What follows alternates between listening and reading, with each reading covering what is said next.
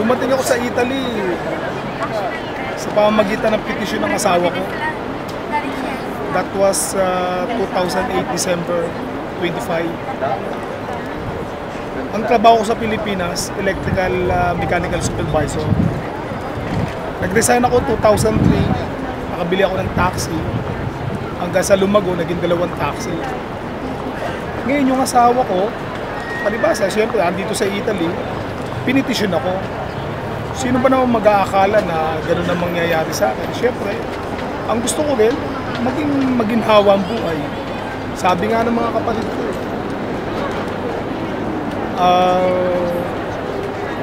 nagmamadali akong yumaman.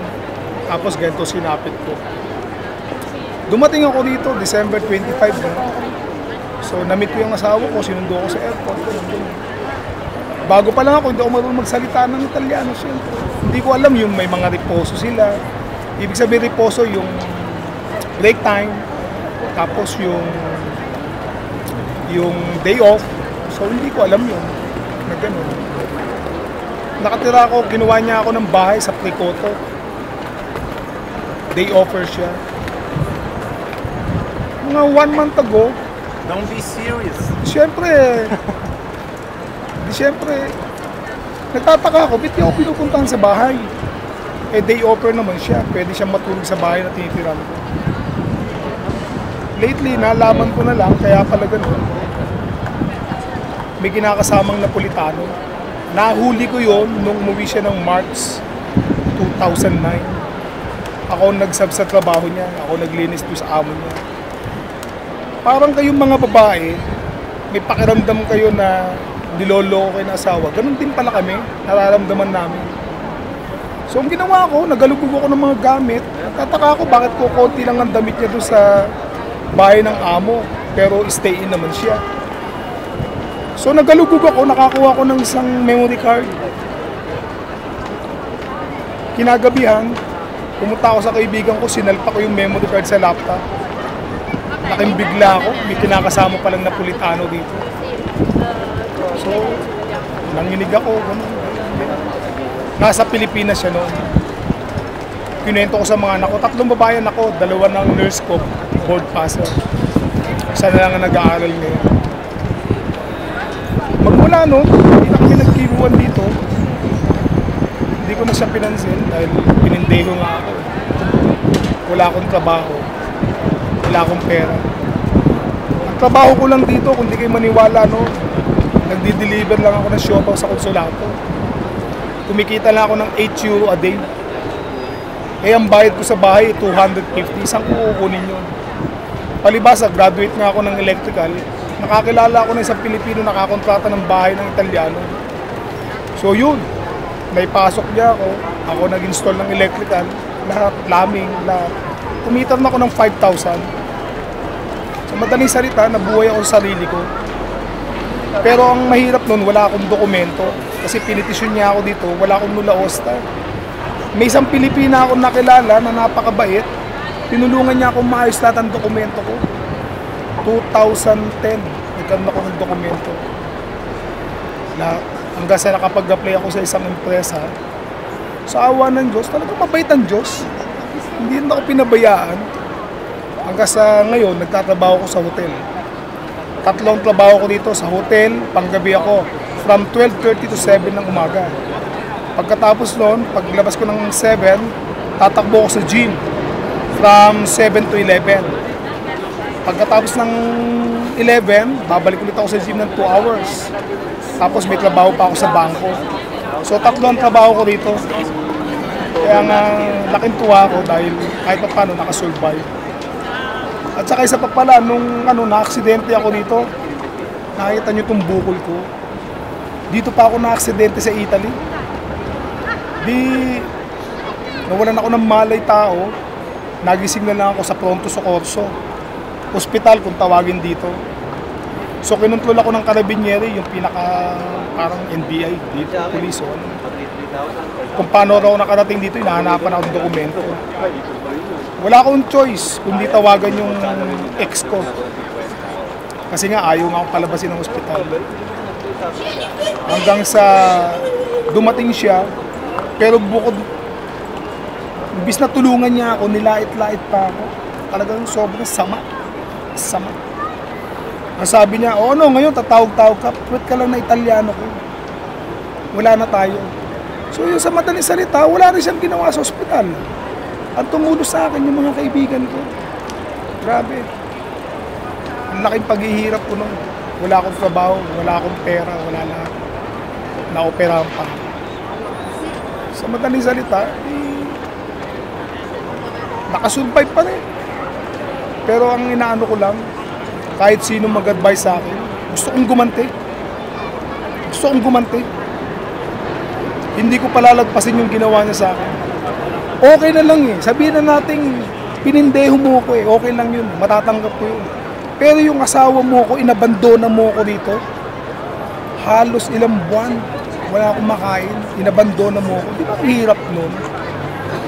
Kaya nga, yun na napala ko.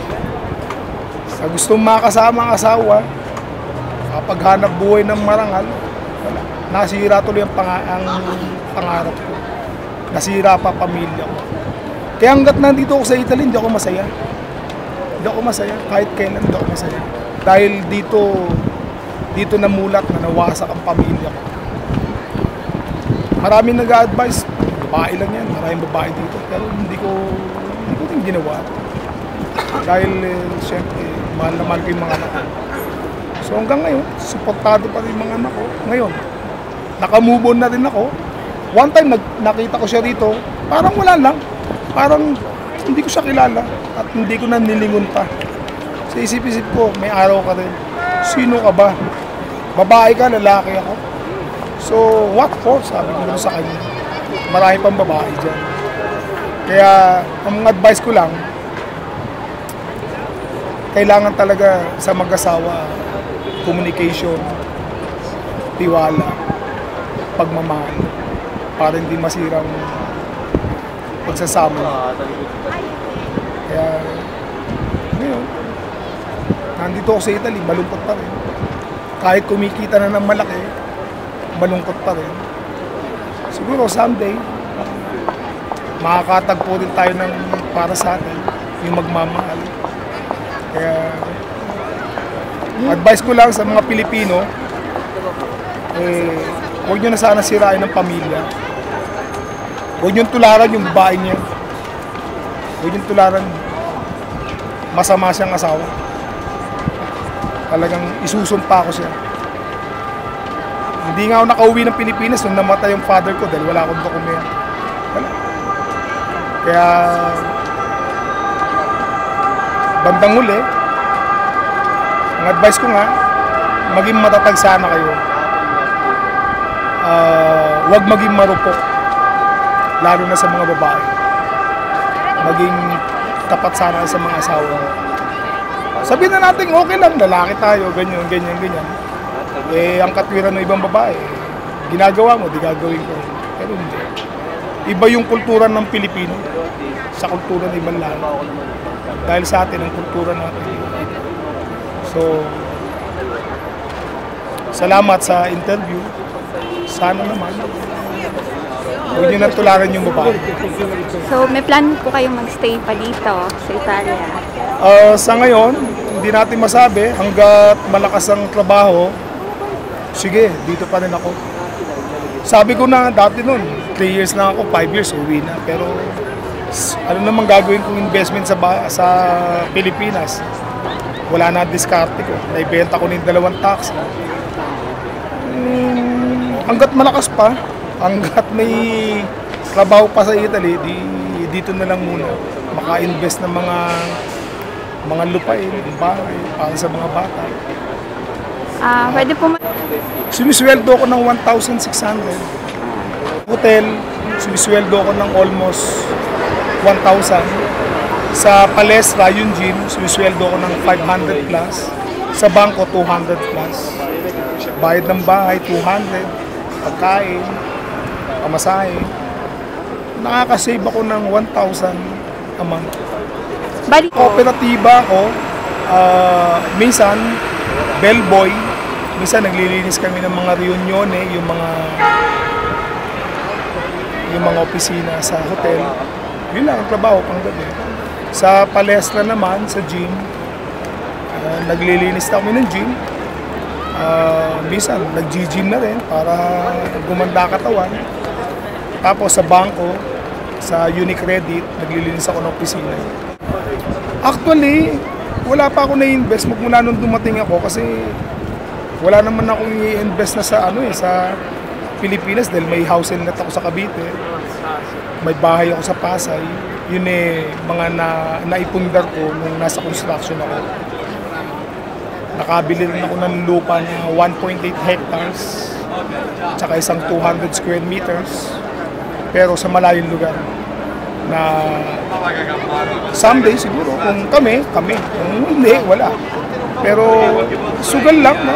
Para ka lang natalo sa sugal, isipin mo na lang, parang natalo sa sugal. Pero kung papala rin at kami nga magkatuluyan, okay lang. Thank you po. Sige, salamat din sa interview.